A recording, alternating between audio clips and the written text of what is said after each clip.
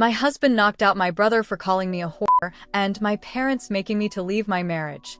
This past weekend, my husband and I were over at my parents' house for a barbecue. The day was going great until, for some reason, my brother decided to start taking digs at me, calling me names and putting me down. My husband eventually pulled him aside to have a word, and after that, the insult stopped. An hour or so later, we were chatting with some friends and family when my brother came up to me and, loud enough for nearly everyone to hear, called me a whore. He said, "You know you're a fucking whore, right?" Before I could react, I felt my husband gently move me aside, and the next thing I knew, my brother was on the ground, out cold with blood on his face. My mom was yelling, and I heard my husband saying, "I warned you not to talk to my wife like that." Just to clarify, my husband didn't hurt me. He only nudged me aside so he could step in. I took just a small step back. I'm not upset with my husband. I'm furious with my brother. He spent the entire day demeaning and belittling me, and I have no idea where it came from. He's never spoken to me or anyone else that I know of like this before. Now, here's the bigger issue. My parents are furious and have given me an ultimatum. Either I leave my husband, or they'll cut me off completely. My husband, meanwhile, doesn't care that they're angry. In fact, he's only mad that he only got one punch in. I love my husband and don't want to lose him, but I don't want to lose my parents either. They've supported me through so much and have always been there for me. I know they're serious, as this is the first time they've ever issued me an ultimatum. They've also threatened to press charges against my husband, but he's unfazed and told them to go ahead. I feel completely stuck and am starting to panic. I've received messages from friends and other family members who mostly support me and condemn what my husband did, but they lean more towards supporting me. Any advice would be appreciated. Edit to clarify. I've already decided I'm choosing my husband. That's never been in question. But I don't want to lose my family either. Family is everything to me, and I'd love to find a solution where I can keep both. First, I want to thank everyone for their support, and I apologize if my initial post was worded poorly. I was dealing with a lot of emotions at the time. My husband is my choice, and I never had any intention of leaving him. Just wanted to clarify that. I know it's a bit early for an update, but things have gotten more confusing. My parents invited me over to talk but wanted me to come alone, as they didn't want my husband at their house. My husband refused to let me go alone, saying, "If I'm not welcome, they'll just gang up on you." So we went together. When we arrived, my parents were clearly not happy to see him. My mom was about to say something, but my husband interrupted, saying he was only there for me and that if they wanted him to leave, I would be leaving with him. They reluctantly agreed, and my brother was there as well. He had a broken nose and chipped teeth, and he wouldn't look at us, just kept his eyes on the floor. Apparently, my brother recently broke up with his girlfriend, or rather, she broke up with him. I wasn't aware of this because we're not that close. He explained that seeing my perfect life with my husband on his social media feeds made him jealous, and when he overheard me talking to my mom about my husband and I trying for a baby, it set him off. He was already struggling with his own issues, and seeing my happiness only made things worse in his head. When my husband initially warned him, he didn't take it seriously, and that's why he kept pushing. When I asked him why he'd insult me with a word like whore, he refused to answer. I pointed out that my husband has been my only partner, so if being with my husband makes me a whore, I wanted him to explain his reasoning. He just left the room. I asked my parents why they didn't step in, and my dad said he wanted to, but my mom told him to let it be because my brother wasn't actually hurting anyone. As for the ultimatum, they admitted it was to protect my brother. When I asked, "What about me?" they just stayed silent. My dad said the ultimatum was my mom's idea, and he went along with it. My husband did apologize to my parents for what happened, but refused to apologize to my brother. When my mom asked him to, he flat out refused, saying he wouldn't apologize for standing up for me. My mom said that didn't justify hitting my brother, so my husband asked my dad what he would do if someone called his wife a whore. My dad said he'd have a talk with that person but wouldn't resort to violence. My husband responded by saying my dad was a weak-willed, spineless man if he let someone demean his wife like that. That angered my mom, and I told my husband it was time to leave. I told my parents that I'd be going low contact with them and that their ultimatum broke the trust one had in them. I understood their desire to protect my brother, but they hurt me in the process. They asked if I was cutting them off entirely, and I told them that was up to them. I also told them I don't want anything to do with my brother for now, as he hasn't even apologized. If they can respect my wishes, we'll see what happens. As we left, my husband greeted my parents politely and told my dad, "It's time to grow a backbone." I think I saw a look of shame on my mom's face because she wouldn't meet my dad's eyes. On the way home, my husband apologized for possibly escalating things, but told me it was time someone told my dad the truth. He said he'd handle any fallout and that I didn't need to worry or stress about it. Edit. I found out my brother's ex had cheated on him, and he'd begged her to work things out, but she chose the other guy. Now he's angry at every woman and thinks we're all bound to do the same eventually. My cousin also reached out to let me know that other family members confronted my parents about why they allowed my brother to talk to me that way, and my parents finally came clean about the real reason. But they couldn't tell me the truth when I was there. Now on to the next story, story 2. Am I wrong for going no contact after my friend setting up a blind date 2 weeks after my husband died? I'm 23, and it's only been a few weeks since my husband, Teo, was taken from me in a car accident. He was my whole world, the love of my life. Every morning feels hollow without him beside me, and the plans we dreamed up for our future together have vanished. It all came crashing down in a heartbeat, and I still feel numb. We met at his uncle's farm, where he was working as a farmhand, and for me, it was love at first sight. There was something so warm, so genuine about him. I'm also 4 months pregnant, but I haven't told anyone yet. I'd planned on sharing the news with my friend once I felt a bit more settled, but right now, I'm barely holding myself together. During this time, my best friend, Sam, who's 24, has been my main support. She's the one who's held me up when I felt like crumbling. She helped organize Teo's funeral, took care of so many small things, and offered me comfort, knowing that I'm not in contact with my biological family, a story I'll save for another time. She's currently dating Ben, and they have a close friendship with Tom, who's also 24. The three of them usually hang out as a group, and that's where things started to get uncomfortable for me. When I first met Tom, he was relentless in his attention toward me. He'd try to flirt, saying strange things like how our kids would be cuter than any I'd have with Teo. He would even motion to himself, telling me I needed a city boy, while I've always been a country girl through and through. His comments were out of line, and I'd either shut him down or ignore him completely. Ben, however, would give me these dirty looks, as though he blamed me for Tom's behavior. Then came Sunday night. I received a message from Sam, practically begging me to go out for dinner.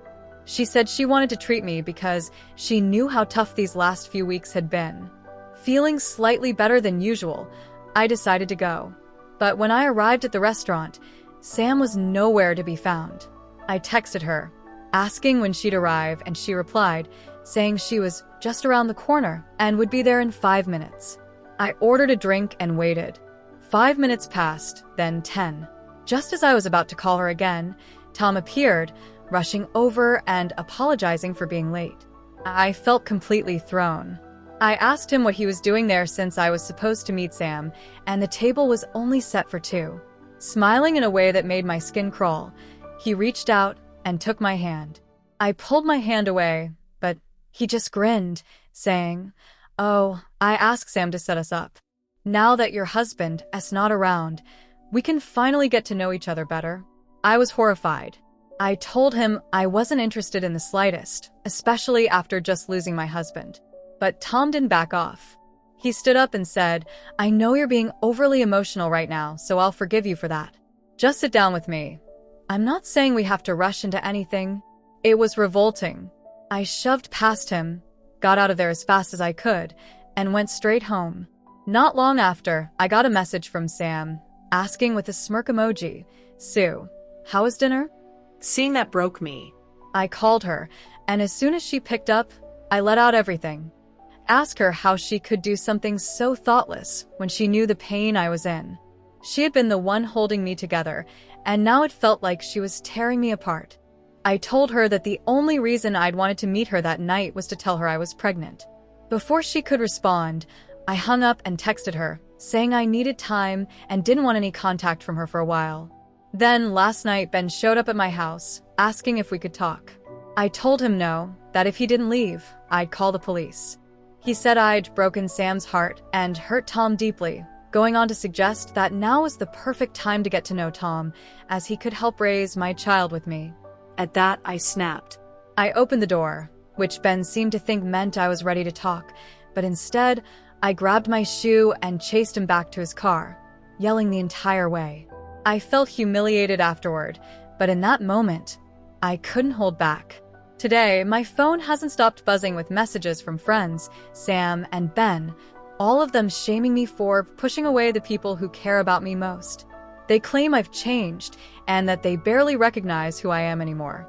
But the reality is, I'm lost. My husband would have known what to do, would have been able to help me sort through this mess. Now I feel alone, like I'm drifting without an anchor. I have a therapy appointment tomorrow, but I'm considering reaching out to my husband's mom, even though we've barely spoken since the funeral. I don't know what else to do. Any advice would be a godsend. I'm just so exhausted, so forgive any typos. After posting last time, I decided I needed to tell my mother-in-law, Sarah, about the baby. She's always been thrilled about the idea of grandchildren, and I realized it was only fair she should hear the news from me directly. I called her, but instead of answering, she drove over to my place immediately. I was nervous, uncertain about how I'd actually deliver the news, but when she arrived, we just hugged tightly and cried together for hours. When I managed to finally say, through my tears, that I was expecting, her entire face lit up in a way I'd never seen before. It was as if I'd just made her whole year. Sarah was overjoyed, beaming with happiness, and her reaction felt like a huge comfort, like I finally had a little corner of support again. A bit later, my father-in-law, David, arrived too. Sarah had asked him to come over right after work to hear the news. He shared in her excitement, grinning from ear to ear about the idea of being a granddad. Sarah then suggested that the baby and I move in with them at the farm. She thought it would be best for us to be surrounded by family and offered me my husband's old room, which felt bittersweet but also right. I agreed, feeling that their home would be a safe place for us. When I started explaining the whole situation with Sam, Tom, and Ben, she was furious. She assured me I didn't need to worry about them because she and David would stand by me through everything. At one point, David added that my husband would have loved the thought of his child growing up on the farm just like he did. Their support and the comfort of that conversation was exactly what I needed to find a bit of strength again. I also wanted to address some of the questions and comments people have had. No, this isn't fake. I understand if people are skeptical, but please don't make judgments about my husband when you didn't even know him. His death was due to a car accident. He died instantly on impact. It's an awful, simple truth. No mystery or drama, just the heartbreak of losing him too soon. Sam was my friend for years. She genuinely supported me when I went no contact with my family, and I trusted her. In hindsight, there were many red flags I ignored, probably because I'd never been close to anyone the way I was with her, except my husband, of course. Tom is a lost cause. During a recent conversation with Ben, I learned that Tom has apparently been infatuated with me for a while, convinced I'd eventually come around to him. He thinks he's my type, which he's not, and never will be. Yes, I ordered a drink. Some people seemed concerned, but it was just a lemonade. I'm aware of my pregnancy and would never do anything to put it at risk. I'm not magically pregnant. My husband and I had been trying for about a year. We both wanted children while we were young. We chose to keep that private since we felt discussing it with others was a bit too personal. As for Sam, Tom, and Ben, I've blocked them all. None of my family has reached out since they're not really part of my life anymore. The only people contacting me now are friends of Sam or mutual acquaintances of Tom and Ben.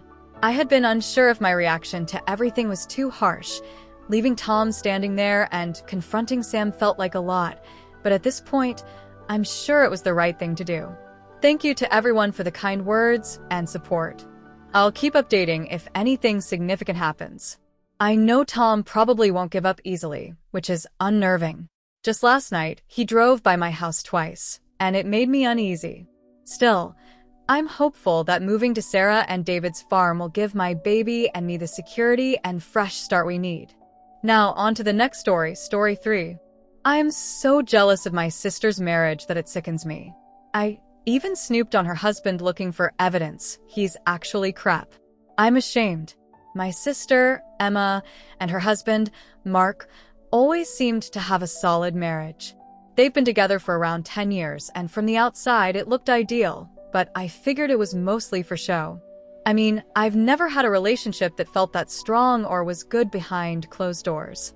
But now, after living with them for 3 months, since they took me in when I found out my ex cheated on me, I can see how genuine their relationship really is.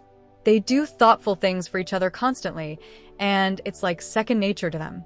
I've noticed they're always surprising each other with little gifts. My ex, on the other hand, used to call me shallow just for wanting even a small present on my birthday.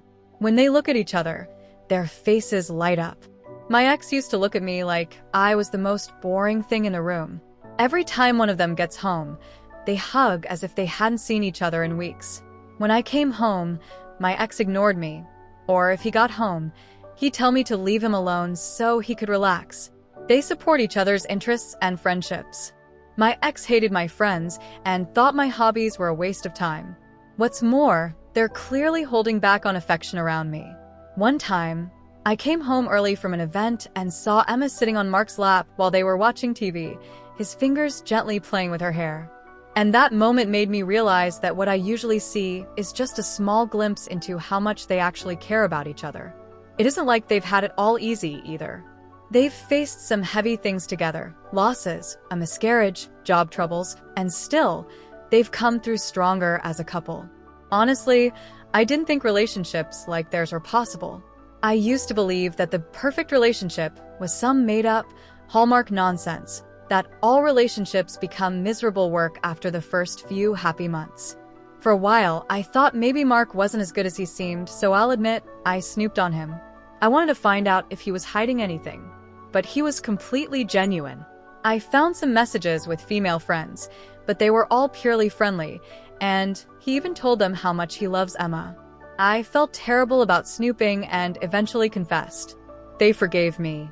Emma took me out for the day, just the two of us, and told me about her own tough relationships before Mark, which I already knew a bit about. She said those experiences taught her to recognize red flags so that she'd be ready when the right person came along. She's also been going to therapy for a long time, and she believes that's helped her understand how to choose wisely and be a better partner. Mark and Emma even offered to help me cover therapy costs since my insurance isn't great. They want me to be able to find a relationship that feels right for me, and I think I finally want that for myself too. Seeing them together has shown me that love doesn't have to be a struggle or something you just endure. Now that I know it's possible, I don't think I'll ever settle for anyone like my ex again. I'm not entirely sure where to begin, so I'm just going to jot things down on a list and let the thoughts come as they do. I started therapy soon after my last post. The first therapist I tried wasn't the right fit, so my sister Emma encouraged me to find someone else. I'm really glad I listened to her advice because my second therapist has been incredible. I've been seeing him every 2 weeks, and he's helped me so much. Not only has he helped me heal from the trauma of my past relationships, but he's also guided me on how to build healthier connections in every area of my life. A big part of our work together has been focusing on managing feelings of bitterness and jealousy. We've dug deep to uncover their underlying causes, and he's been helping me address them, which has been really eye-opening. After a couple of months, I moved out of Emma and her husband Mark's house. It felt like the right time to take that step. What I didn't know at the time was that Emma and Mark were actually pretty angry about the snooping. They were upset, but they appreciated that I confessed it on my own, and they chose to be understanding. They told me that if I took their help seriously and worked on being better, they would forgive me. I didn't realize how close I had come to making them go low contact with me. I'm so grateful I took their advice, and our relationship is in a much better place now. These days, I'm not upset when I see how affectionate and loving Mark is with Emma. I'm genuinely happy for her now. They're an amazing couple, and it's clear they bring out the best in each other. After I moved out, Emma and Mark decided to become foster parents, and they're currently in the process of adopting a little girl named Annie. Watching them with Annie has been so heartwarming.